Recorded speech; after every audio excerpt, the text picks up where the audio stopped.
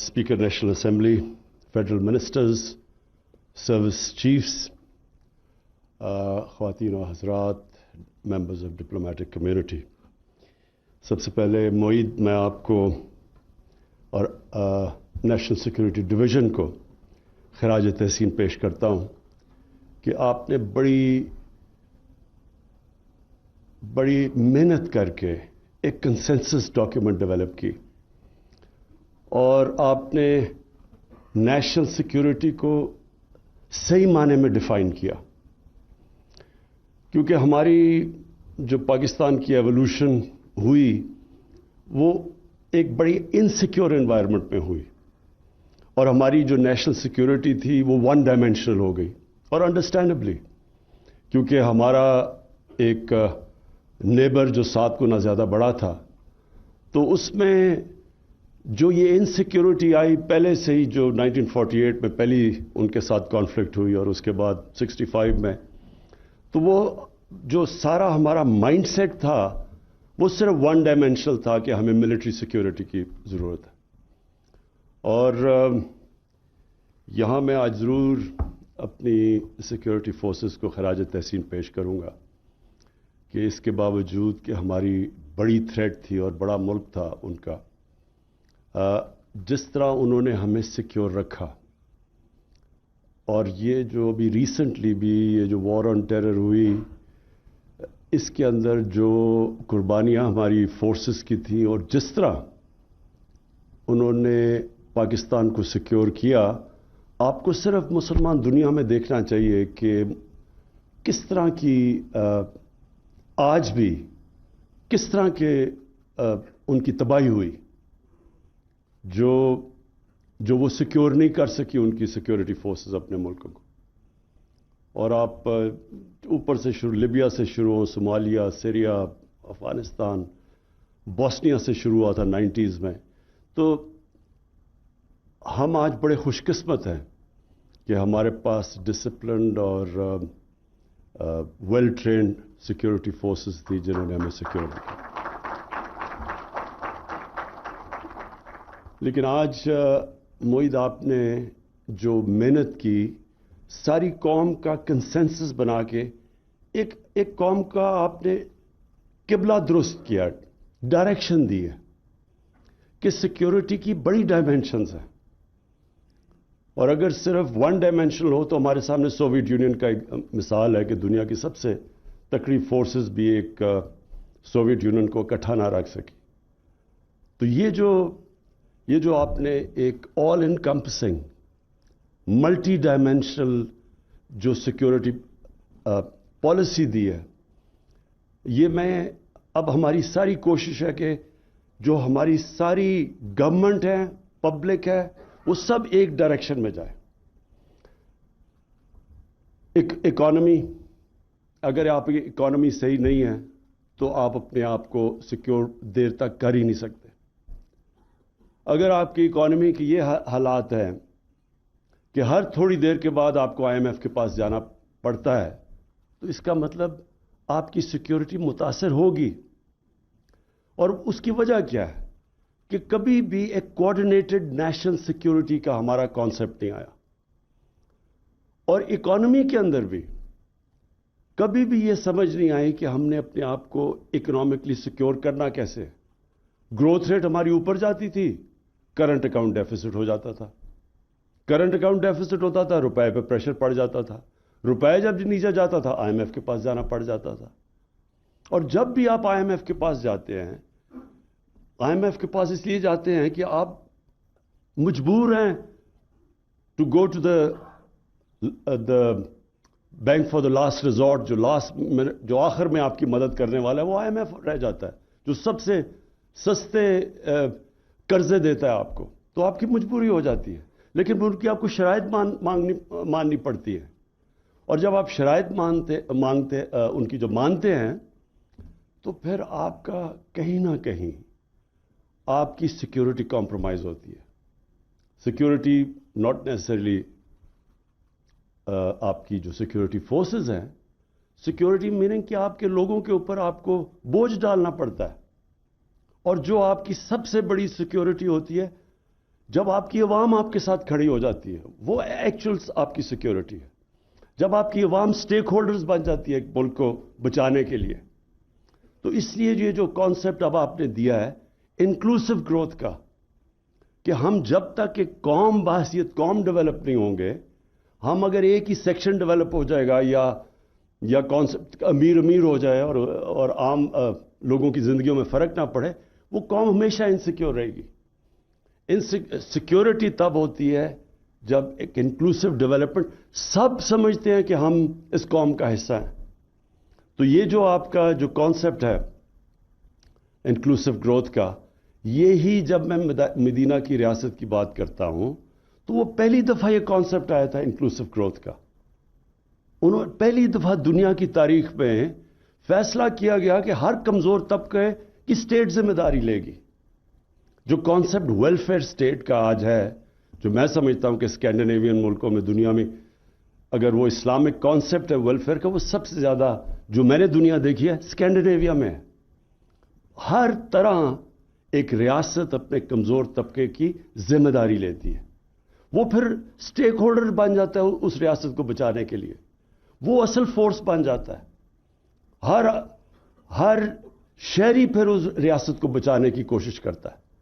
آپ اگر inclusive state کا دیکھنا چاہتے ہیں سیکیورٹی اور انسیکیورٹی, تو صرف ہندوستان کی تاریخ دیکھ لیں. جب بھی وہ اوپر افغانستان سے وہ نکلتے تھے تو وہ سیدھے جا کے پانی پت پہ لڑائی ہوتی تھی اور کوئی راستے میں ریزسٹنس نہیں ہوتی تھی. اس کی وجہ کیا تھی کہ فیوڈل سسٹم تھا. فیوڈل سسٹم کا کیا مطلب ہے کہ اوپر جو بیٹھا ہوا ہے وہ اس کے پاس ساری طاقت ہے, وہ قانون سے اوپر ہے, وہ جو پیسہ سارا اوپر ہے, اور جو نچلا طبقہ ہے اس کا کوئی سٹیک نہیں ہے ریاست کے اندر, تو وہ جو مرضی اوپر آ جائے اس کو فرق ہی نہیں پڑتا تھا اس کی زندگی کو. لیکن جب یہ جو سارا قبائلی علاقہ افغانستان, یہ کیوں فرق تھا؟ کیونکہ ان کا ایک ڈیموکریٹک کلچر تھا. ان کی جو جرگہ سسٹم تھا وہ ایک ڈیموکریسی بھی تھی, اور وہ پھر وہ انصاف بھی دیتی تھی لوگوں کو. تو وہ پھر اپنی آزادی کو ویلیو کرتے تھے, وہ پھر ریزسٹ کرتے تھے کسی کو جو ان کی آزادی لے. لیکن جب آپ کی آزادی نہیں ہے تو جو مرضی اوپر آ جائے. تو جو انکلوسیو گروتھ پاکستان میں کانسیپٹ ہم لے کے آئے ہیں ریاست مدینہ کا, مقصد یہ ہے کہ ہم اپنے سب سے پہلے لوگوں کو جو سب سے ونربل طبقہ ہے اس کی زندگی کو سیکیور کریں. اور مجھے سب سے زیادہ خوشی ہوئی کہ میں نے فائنلی کنونس کر لیا جتنے صوبے ہمارے نیچے تھے کہ ہم ہر خاندان کو سیکیور کریں ہیلتھ انشورنس دے کے. یونیورسل ہیلتھ انشورنس آج یہ ڈیولپ ممالک کے اندر بھی یونیورسل ہیلتھ انشورنس نہیں دیتے. اگر وہ انشور اپنے آپ کرتے ہیں تو پریمیم دیتے ہیں. یہاں ہم نے اتنی بڑا قدم اٹھایا ہے کہ ہر خاندان کو ہم نے ہیلتھ انشورنس دے دی 10 لاکھ کی اپنے صوبوں کے اندر جدھر ہماری گورنمنٹس ہے. بلکہ سوائے سندھ کے سارے صوبوں کے اندر اس وقت ہیلتھ انشورنس کا سلسلہ چل چکا ہے, اور انشاءاللہ مارچ تک ہر خاندان کے پاس ہیلتھ انشورنس ہوگی. پھر جو احساس کے سب سے بڑے ہم نے پروگرامز کیے ہیں آج تک, سب سے زیادہ پیسہ احساس میں قرضے دیے ہیں, غریب گھرانوں کے لیے ہنر کے لیے پیسے دیے ہیں, ان کو سٹائپنڈز دیے ہیں. اب یہ جو احساس راشن ہے یہ دیا ہے. اب یہ جو گھروں کا پہلی دفعہ پاکستان میں جو تنخواہ دار طبقہ ہے, جو نچلا طبقہ ہے, وہ اپنا گھر لے سکتا ہے, خرید سکتا ہے. جتنا وہ کرایہ دیتا ہے وہ قسطیں دے کے, اب وہ کانسیپٹ پہلی دفعہ پاکستان میں شروع کر دیا ہم نے. بڑی مشکل سے سارا اس کو اس طرف لے کے آئے. یعنی جو بینکنگ سسٹم تھا وہ قرضے نہیں دیتا تھا عام لوگوں کو, تنخواہ دار کو. ہمارے میں پاکستان میں 0.2% مارگیج فائنینسنگ تھی. انڈیا کے اندر بھی 10% ہے. یورپ امریکہ میں 80% سے اوپر ہے. ملیشیا میں 30% ہے. پاکستان میں 0.2% تھی. یعنی کیش ہے تو گھر بناؤ. تو یہ جو پہلی دفعہ شروع ہوا ہے اور ماشاءاللہ بڑی تیزی سے ٹیک آف کر رہا ہے, بینکس پوری شرکت کر رہے ہیں, ان کو ہم نے انسینٹیوائز کیا, تو پھر اپنا گھر بھی ہوگا. پھر ایجوکیشن سسٹم, موئیدہ آپ نے ابھی بات کی. دیکھیں ایجوکیشن سسٹم وہی ایک قوم بناتا ہے. ہمارا ایجوکیشن سسٹم میں جو کلونیل ایجوکیشن سسٹم تھا انگلش میڈیم، وہ تو تھوڑے سے لوگوں کو انہوں نے بنایا تھا جن کے ذریعے انہوں نے ساری ہندوستان کے اوپر حکومت کی تھی. تو وہ سسٹم بجائے ہم سنتھسائز کرتے، ایک نیشنل کریکولم بناتے. 3 ٹیئر سسٹم آ گیا، ایک انگلش میڈیم، پھر اردو میڈیم اور پھر دینی مدرسے. 3 پیرل سسٹم چلنے شروع ہو گئے پاکستان میں. اس کے بڑے کانسیکوینسز ہیں سوسائٹی میں. کبھی بھی سوسائٹی کے اندر اس طرح کی آپ 3 ٹیئر سسٹم نہیں کرتے. اور اس کے اندر بھی کلاس آ گئی، سب سے پیسے والے اوپر، اس کے بعد نچلے، اور پھر جو سب سے ڈپرائیوڈ قید ہوئے تھے وہ تیسرے ٹیئر میں چلے گئے. اس کے بڑے کانسیکوینسز ہیں. 25-26 لاکھ بچے دینی مدرسے میں، کوئی 3.25 کروڑ بچے اس میں اردو میڈیم میں، اور 8 لاکھ بچے انگلش میڈیم میں. تو یہ سسٹم ایک تو اس بالکل ناانصافی کے اوپر بلٹ ہے. ہم ایجوکیشن اپارٹھائڈ پیدا کر رہے ہیں، پھر 3 ڈفرنٹ کلچر بنا رہے ہیں. قومیت کیسے آئے؟ ایک ملک ایک طرف کیسے جائے؟ تو پہلی دفعہ اور بڑی مشکلوں سے ہم نے ایک نیشنل کریکولم کلاس 5 تک لے کے آئے ہیں کہ اس کور سلیبس، کور کریکولم سب کے لیے ایک ہی ہے کلاس 5 تک، اور اس کے بعد انشاءاللہ اوپر لے کے جائیں گے. جو چیلنج ہے پاکستان کا وہ ہے رول آف لا. یہ کوئی بھی دنیا کا آپ ملک دیکھ لیں، وہ خوشحال ہو ہی نہیں سکتا رول آف لا کے بغیر. دنیا کی تاریخ اٹھا کے دیکھ لیں. رومنز جب سب سے دنیا کے اوپر ان کا جب ایمپائر تھا تو رومن لاز تھے، باقیوں کو وہ باربیرینز کہتے تھے. جس طرح آج ہم بنانا ریپبلکس کہتے ہیں. بنانا ریپبلک کیا ہے؟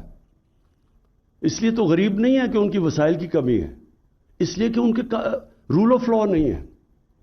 یہ جو رول آف لا ہے، یہ اس کا اگر فرق آپ نے دیکھنا چاہیے نا، کہ ایک خوشحال معاشرہ اور ایک معاشرے میں غربت ہے، وہ ایک ہی چیز ہوگی کہ ایک میں رول آف لا نہیں ہوگا.